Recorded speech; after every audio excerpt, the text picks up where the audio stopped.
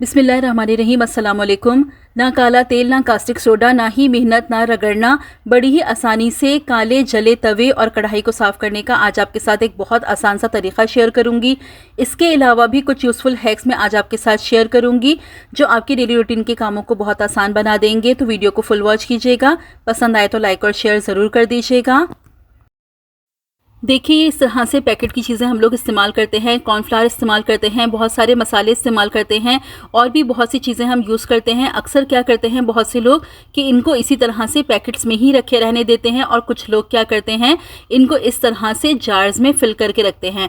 अब होता क्या है कि जब ये मसाले हम जार्स में फ़िल करके रखते हैं तो ये देखने में सब एक जैसे होते हैं, तो हमें इनके ऊपर इनके नामों की चिट लगानी पड़ती है ताकि हमें आसानी से समझ आए कि ये कौन सा मसाला है। आज आपको एक ज़बरदस्त सा तरीक़ा बता रही हूँ जिससे आपको नामों की चिट बनानी ही नहीं पड़ेगी। देखिए, क्या कीजिए, आप जो भी हम मसाला यूज़ करते हैं या पैकेट की कोई भी चीज़ यूज़ करते हैं उसके ऊपर इस तरह से नाम लिखा होता है। अब आपने क्या करना है, बस उस नाम को इस तरह से आपने कट करके निकाल लेना है।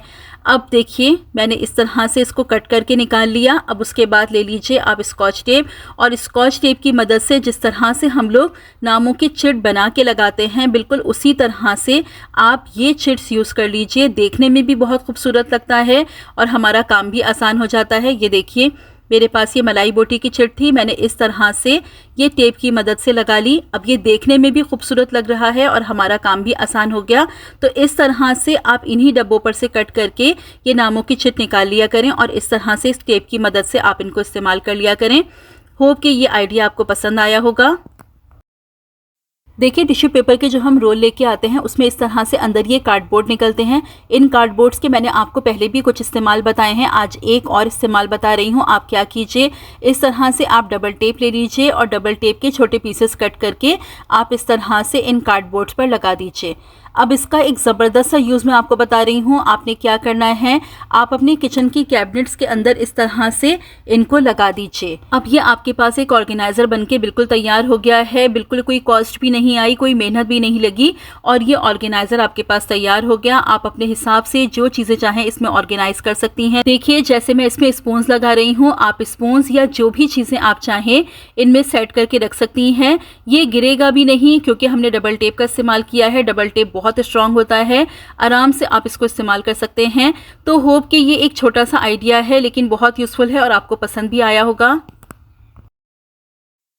प्याज को काटते हुए अक्सर लोगों की आंखों में आंसू आते हैं, तो इसके लिए एक ज़बरदस्त टिप बता रही हूँ जिसको आप यूज़ करेंगे तो आंखों में आंसू बिल्कुल नहीं आएंगे। आपने क्या करना है, जब भी आपको प्याज काटनी हो तो प्याज काटने से पहले आप प्याज़ों को उबलते हुए पानी में डाल दीजिए। बस आपको ज़रा सी देर ही रखना है पानी में, मुश्किल से आधा मिनट, और निकाल के फिर ठंडा करके आप प्याज को काटिए। देखिए, आंखों में बिल्कुल भी आंसू नहीं आएंगे क्योंकि इस तरह से उबलते हुए पानी में जब प्याज को डालते हैं जो प्याज का सल्फ़र होता है वो कम हो जाता है और फिर आंखों में जलन नहीं होती और आंसू बिल्कुल भी नहीं आते। तो अगर आपको ये प्रॉब्लम है कि प्याज काटते हुए आंखों में आंसू आते हैं तो आप इस टिप को फॉलो करके ज़रूर देखिएगा।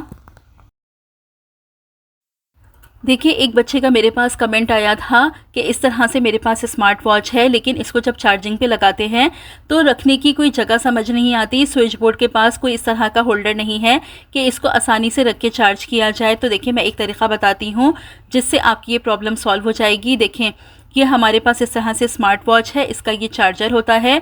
आपने क्या करना है, ये जो चार्जर के पिन है इसको आप निकाल लीजिए और निकालने के बाद ये देखिए, स्मार्ट वॉच में इस तरह से यहाँ पर एक सुराख दिया हुआ होता है। इस पिन को आप इस तरीके से सुराख में से गुजारिए और गुजारने के बाद आप वापस इसको चार्जर में लगा दीजिए। ये देखें, इस तरह से बस आपने ऐसे चार्जर में लगाना है और चार्जर को आप प्लग में लगा लीजिए। प्लग में लगा के आप अपनी वॉच को चार्जिंग पे लगा दीजिए। अब ये बिल्कुल भी नहीं गिरेगी और आपकी प्रॉब्लम भी सॉल्व हो गई। अगर आपके पास कोई भी ऑर्गेनाइज़र नहीं है, कोई चीज़ नहीं है कि आप अपने स्विच बोर्ड के पास अपनी वॉच को रख सकें, तो इस तरह से आसानी से वॉच को आप चार्ज कर सकते हैं। होप कि आपको आपका जवाब मिल गया होगा और आपकी प्रॉब्लम भी सॉल्व हो जाएगी। अगर ये तरीक़ा पसंद आया है तो वीडियो को लाइक कर दीजिए। नाखून काटते हुए कभी कभार ऐसा हो जाता है कि नाखून हमसे ज़्यादा कट जाते हैं, या कभी ऐसा होता है कि नेल कटर लग जाता है जिसकी वजह से नाखूनों के आसपास दर्द होने लगता है। तो उसके लिए आप क्या कीजिए, एक स्पून लीजिए और आप उसको आंच पे हल्का सा सेंक लीजिए। बहुत ज़्यादा गर्म नहीं करना है, बस इतना गर्म करना है जितना आप बर्दाश्त कर सकें। बस उसको गर्म कीजिए और जहाँ भी दर्द हो रहा है आपकी उंगलियों में, आसपास नाखूनों के, इस तरह से आप स्पून से सिकाई कीजिए। 2 से 3 दफ़ा आप इस तरह से सिकाई करेंगे तो आपको बहुत आराम मिलेगा और दर्द बिल्कुल ठीक हो जाएगा। क्योंकि नाखून काटते हुए अगर नेल कटर लग जाए तो बहुत ज़्यादा दर्द होता है, जिससे बहुत परेशानी होती है। तो आप इस तरीके को इस्तेमाल करके ज़रूर देखिएगा, इससे आपको बहुत ज़्यादा फ़ायदा होगा। देखिए क्या होता है कि हमारे पास जो तवा होता है, कढ़ाई होती है, वो इस तरह से जल जाती है और इसको साफ़ करना काफ़ी हद तक मुश्किल होता है। हम मुख्तलिफ़ तरीके इस्तेमाल करते हैं, काला तेल, कास्टिक सोडा, बहुत से केमिकल्स, लेकिन कुछ भी आपको इस्तेमाल करने की ज़रूरत नहीं है। देखिए ये मेरे पास कढ़ाई है, मैंने इसको एक तरफ से साफ़ करके रखा हुआ है ताकि मैं आपको दिखा सकूँ। देखिए ये हैंडल मैंने अच्छी तरह से साफ़ किया हुआ है और ये वाला हैंडल मैंने अभी साफ़ नहीं किया। और अब अंदर से भी देखिए, ये साइड मैंने साफ़ कर ली है और दूसरी साइड मैंने अभी ऐसे ही छोड़ दी है, जो अभी मैं आपके सामने साफ़ करूँगी। कोई मुझे मेहनत नहीं करनी पड़ेगी, कुछ भी मुझे केमिकल नहीं यूज़ करना पड़ेगा, ना घिसना पड़ेगा, ना रगड़ना पड़ेगा। बहुत ही आसानी से ये जली हुई कढ़ाई मिनटों में साफ़ हो जाएगी। ये आप इसकी बैक साइड भी देखें। देखें ये वाला हिस्सा मैंने अभी साफ़ नहीं किया है, कितनी ज़्यादा चिकनाई इस पर बिल्कुल जम चुकी है। और ये इसकी दूसरी वाली साइड ये मैंने साफ़ कर ली है। तो आप ये देखिए ये कितनी ज़्यादा साफ़ हो गई है और मैंने कोई मेहनत नहीं की, कोई मैंने इसको घिसा नहीं, कोई रगड़ा नहीं, कुछ भी नहीं किया। बस सिंपल सा एक काम किया और मेरी ये प्रॉब्लम आसानी से सॉल्व हो गई। तो चलिए मैं आपको बताती हूँ कि तवा या कढ़ाई को आप आसानी से किस तरह से साफ़ कर सकते हैं। देखिए पहले मैं कढ़ाई के हैंडल को साफ़ करके दिखा रही हूँ, क्योंकि एक तरफ का हैंडल मैंने पहले ही साफ़ कर लिया था। दूसरी तरफ का हैंडल मैं आपको साफ़ करके दिखा रही हूँ। देखिए मैंने क्या किया है, इस तरह से मैंने चूल्हे पर इस हैंडल को रख दिया है। अब इसको इसी तरह से थोड़ी देर के लिए छोड़ देंगे, जब तक कि ये अच्छी तरह से जल ना जाए। तकरीबन 5 से 10 मिनट आप इसको इसी तरह से छोड़ दीजिएगा। ये देखिए अब इसकी क्या कंडीशन है, मैंने इसको थोड़ी देर के लिए छोड़ दिया था, ये अच्छी तरह से जल गई है और जो इसका ये वाला हिस्सा है ये इस तरह से बिल्कुल साफ़ हो गया है। अब इसको आप अगर ना भी खुरचें, ना भी साफ़ करें तो भी ये ऐसे ही साफ़ हो जाएगा, आपको कोई रगड़ने की ज़रूरत नहीं पड़ेगी। देखिए स्पून से मैं हल्के हल्के आपको निकाल के दिखा रही हूँ, कितनी मोटी मोटी इसमें चिकनाई, कालक सब जमा हुई हुई थी और ये कितनी आसानी से साफ़ हो रही है। और हैंडल पर इस तरह से देखें, मैं आपको सिर्फ स्पून फेर के दिखा रही हूँ कि जितनी भी जमी हुई कालक चिकनाई थी वो कितनी आसानी से निकल रही है। देखें बस इस तरह से आपने इसको साफ़ कर लेना है। अब ये मैंने आपको हैंडल साफ़ करके दिखाया है। अब इसके बाद मैं क्या करूँगी कि कढ़ाई को उल्टा करके मैं इसी तरह से चूल्हे पर रख दूंगी और तकरीबन 10 से 15 मिनट के लिए हम कढ़ाई को इसी तरह से छोड़ देंगे। उससे क्या होगा, जितनी भी अंदर चिकनाई और कालक जमी हुई है वो आसानी से निकल जाएगी। ये देखिए बस इस तरह से आपने रख के छोड़ देना है। अब ये देखिए यहाँ पर तकरीबन 10 मिनट हो गए हैं इस कढ़ाई को छोड़े हुए। अब इसको चूल्हे से उतार लेंगे और बिल्कुल हल्के हाथों से आप इसको रब करके देख लीजिए, ये जितनी भी इस पर कालक थी और चिकनाई थी वो आसानी से निकल जाएगी। अगर आप इसको नहीं भी घिसेंगे तो भी ये आसानी से निकल जाएगी। मैं आपको देखिए स्पून से इस तरह से करके दिखा रही हूँ कि अगर आप स्पून से भी इस तरह से हल्का सा इसको रगड़ेंगे तो जो इस पर जमी हुई चिकनाई थी वो पाउडर की तरह निकल जाएगी। बस अब आपने इसको घिसना नहीं है, मैं सिर्फ आपको करके दिखा रही हूँ। अब आपने क्या करना है, बस इसको एक दफ़ा वॉश कर लीजिए। बस जो भी साबुन या डिश वॉश आप इस्तेमाल करते हैं वो थोड़ा सा डाल लीजिए और डालने के बाद स्टील वूल की मदद से आप इसको हल्का सा रब करके और पानी से वॉश कर लीजिए। तवे को साफ़ करने का भी सेम यही तरीक़ा है कि तवे को आप उल्टा करके चूल्हे पर रख दीजिए और उसको 15 से 20 मिनट के लिए छोड़ दीजिए, जब तक कि उस पर जमी हुई जितनी भी चिकनाई और कालक आसानी से निकल ना जाए। जब तवा अच्छी तरह से गर्म हो जाएगा तो उस पर जमी हुई सारी चिकनाई आसानी से निकल जाएगी। आप चम्मच की मदद से, जिससे हम चावल बनाते हैं, या कोई भी आपके पास इस तरह का स्क्रैपर हो, बस छुरी का आपको इस्तेमाल नहीं करना है, छुरी से निशान पड़ जाते हैं और आसानी से आप उसको साफ़ कर लीजिए। कोई कास्टिक सोडा, कोई काला तेल इस्तेमाल करने की ज़रूरत नहीं है। अब ये देखिए मैंने कढ़ाई को वॉश कर लिया है और आपके सामने है कितनी ज़बरदस्त सी हमारी कढ़ाई साफ़ हो गई है, कोई चिकनाई इसमें बाकी नहीं है। तो कितनी आसानी से मैंने कढ़ाई को साफ़ कर लिया, कोई केमिकल इस्तेमाल नहीं करा, ना ही मैंने इसे घिसा, ना रगड़ा, ना ही कोई मेहनत हुई, आसानी से ये कढ़ाई बिल्कुल साफ़ हो गई। अच्छा मैं आपको बताऊं कि ये लोहे की कढ़ाई है तो इसको रखते हुए आपको ऐसे ही नहीं रखना, वरना इसमें जंग आ जाएगा। तो आप क्या कीजिए, कपड़े की मदद से पहले आप इसको साफ़ कर लीजिए। उसके बाद आप इसमें थोड़ा सा तेल लगा दीजिए। जो तेल आप खाना पकाने के लिए इस्तेमाल करते हैं बस उसी तेल का आप इस्तेमाल कर लीजिए। हल्का सा आप तेल इस पर लगा दीजिए, टिश्यू पेपर की मदद से अच्छी तरह से इस पर आप ऑयलिंग कर दीजिए और फिर उसके बाद आप इसको रख दीजिए। इसमें बिल्कुल भी जंग नहीं लगेगा। तो होप ये तरीका आपको अच्छा लगा होगा। बहुत आसान है। अक्सर तवे और कढ़ाई की क्लीनिंग के लिए लोग कास्टिक सोडा, काला तेल, हार्पिक इस तरह के हार्श केमिकल्स इस्तेमाल करते हैं। तो इस तरह के हार्श केमिकल्स का इस्तेमाल बिल्कुल ना करें। बस इस तरह से आसानी से आप अपनी इन चीज़ों को क्लीन कर सकते हैं।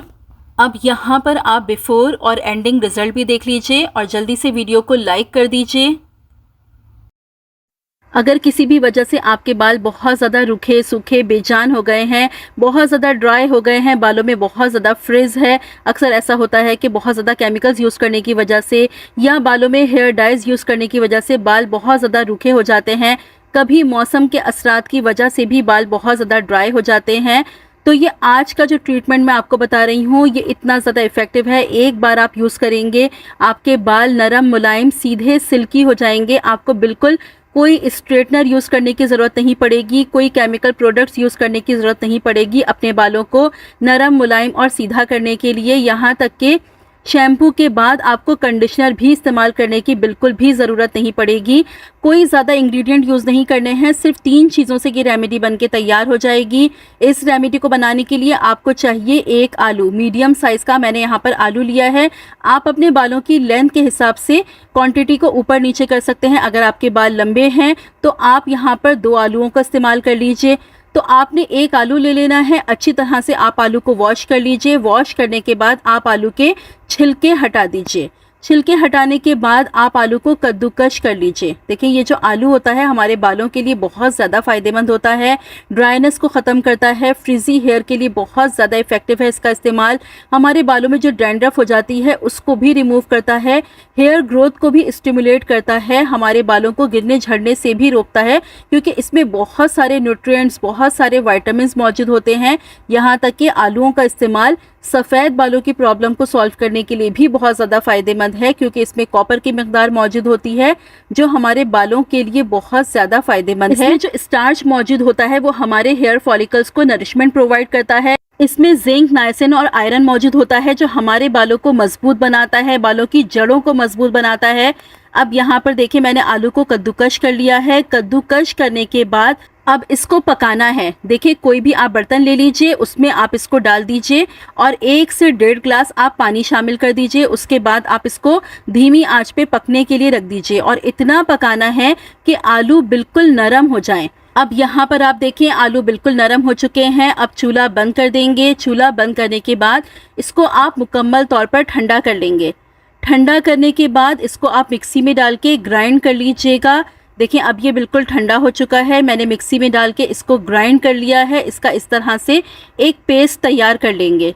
उसके बाद आपको क्या करना है, आपको इसको दोबारा से पकाना है। अब इसको आप दोबारा बर्तन में डाल दीजिए और चूल्हे पे रख दीजिए। बिल्कुल आंच आप धीमी रखेंगे और इसमें शामिल करना है आपको कॉर्नफ्लावर। 1 टेबलस्पून मैंने कॉर्नफ्लावर लिया है, पानी में मिक्स करके आप इसमें शामिल कर देंगे और बिल्कुल धीमी आंच पे आप इसको पकाएंगे। चूल्हा तेज़ नहीं करेंगे, हल्की आंच पे आप इसको पकाएंगे जब तक कि ये गाढ़ा ना हो जाए।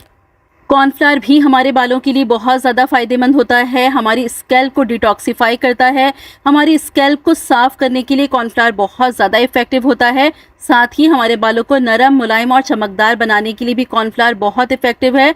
कॉर्नफ्लावर का यूज़ करने से बाल मजबूत भी होते हैं, घने भी होते हैं क्योंकि इसमें स्टार्च मौजूद होता है। आलूओं में भी स्टार्च मौजूद होता है, कॉर्नफ्लावर में भी स्टार्च मौजूद होता है। ये दोनों चीज़ें मिलके आपके बालों को इतना नरम मुलायम बना देती हैं। सिर्फ एक बार इस मास्क को आप लगाएंगे, आप खुद देखेंगे आपके बाल इतने ज़्यादा सिल्की, इतने सॉफ्ट हो जाएंगे, इतने मैनेजेबल हो जाएंगे।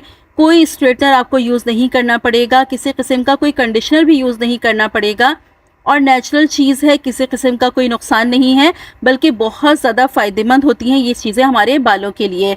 अब यहाँ पर ये थिक हो चुका है, कंसिस्टेंसी ऐसी हो गई है जितनी हमें चाहिए। अब चूल्हा बंद कर दीजिए और इसको आप ठंडा कर लीजिए।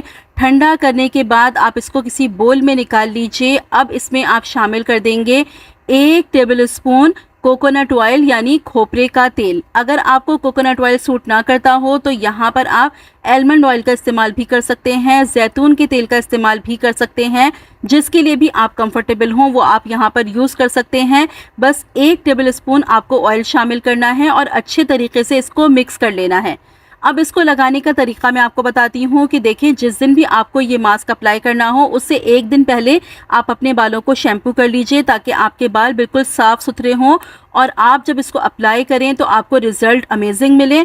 तो 1 दिन पहले बालों को शैम्पू करके अगले दिन आप इसको अप्लाई करेंगे। अच्छी तरीके से अपने बालों की रूट्स में, अपने पूरे बालों की लेंथ पर आप इसको अप्लाई कर लीजिए। अप्लाई करने के बाद आप अपने बालों को लपेट के कोई भी शार्क कैप पहन लीजिए और कम से कम 2 घंटे के लिए आप इसको अपने बालों में लगे रहने दीजिए।